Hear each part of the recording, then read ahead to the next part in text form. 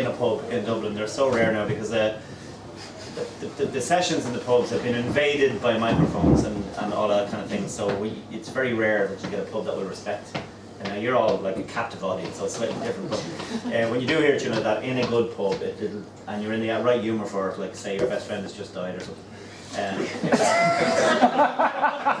it'll send shivers up and down your spine. I don't know if everybody gets it. When you're Irish though, and you're all connected into that. And by the way, I mentioned the fun you can have at a wedding, you know, with all the fighting and the killing. You'll have more fun at a funeral, actually, in Ireland because of the wake. What we do at an Irish wake is we celebrate the life the person had rather than just all sit there crying. We all get together and remember the good times. And there'll be singing, and there'll be dancing, and there'll be music, and it's a fantastic session usually. Particularly if they're musicians, they're come from musical background. You know, I had my brother did die like 12 years ago, and we had a big wake, lots of musicians, lots of singing, lots of dancing, and my cousin, I met her once in the entire life. I'm 45 now. I'd met her once, I think, when I didn't even know what she looked like. And she turned up for the funeral, and she's a singer. She's a professional singer as well, and she was famous in Belgium and stuff. But she came back for the wake, and she never left. She said, like, I missed this, and she went, I'm off to catch me plane, and I said, yeah, she came 40 minutes later, she was back at the door, and said, yeah, I missed me plane. She never went home, she stayed here, so she brought her whole family over to Ireland and said, this is what I miss about the Ireland. And it's that connectedness we have when you sing songs together. So it's beautiful to hear it. So, but I'm gonna rein on the all seriousness parade a little bit. We were talking about the Sean-Nós songs. Now, Dermot was lucky enough and fortunate enough, whatever, to be fluent in Irish. I'm not. I went to a state-run school where they teach Irish like a dead language and they enforce it like a gulag, hard work. And so, like most Irish people, I rejected authority. You tell an Irish person what to do, will generally do the opposite.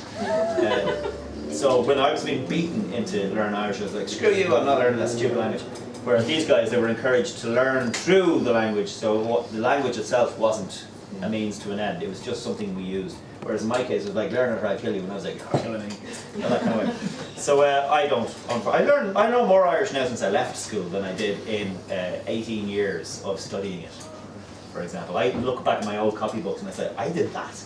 I have no recollection of it whatsoever. And I'm fluent Italian now, I can speak Italian because I lived in Italy for a couple of years. Right, so it's not a language thing. But anyway, I'm digressing. I'm going to sing a type of Sean-Nós song, only I'm breaking all the rules. First off, the song I'm singing is short and it's funny. So it's not depressing. Usually there are songs about unrequited love and dying, or emigration and dying, or crop failure and dying, or going off to fight in the Napoleonic Wars, coming back with one leg, finding your wife in bed asleep with your best friend, and then dying.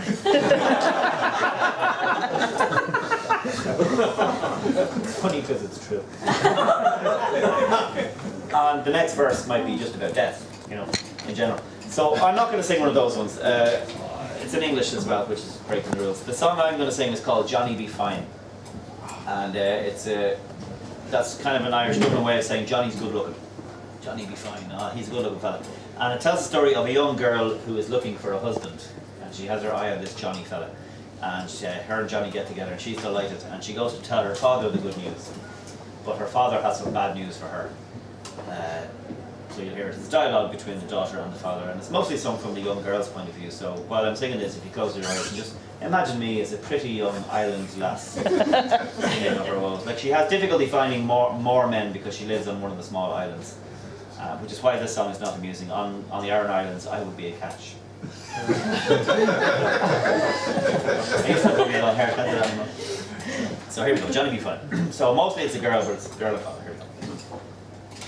Well, Johnny be fine and Johnny be fair, and he wants me for to wed.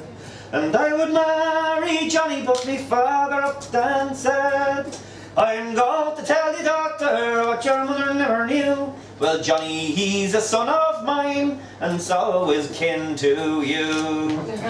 Well, Seamus be fine and Seamus be fair, and he wants me for to wed.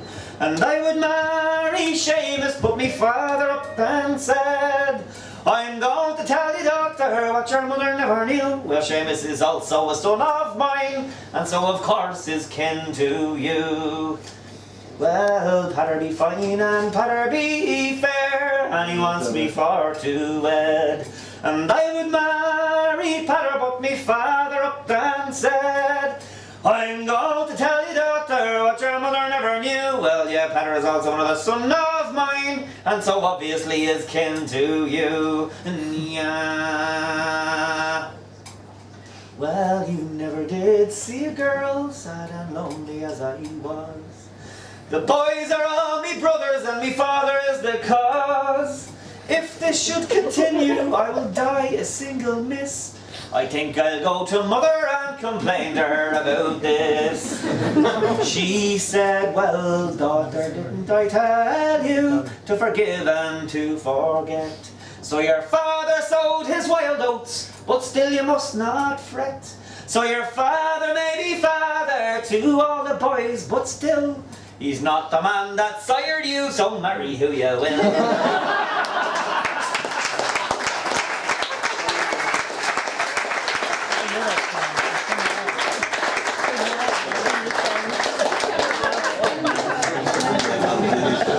Get her done! You know you're a redneck when.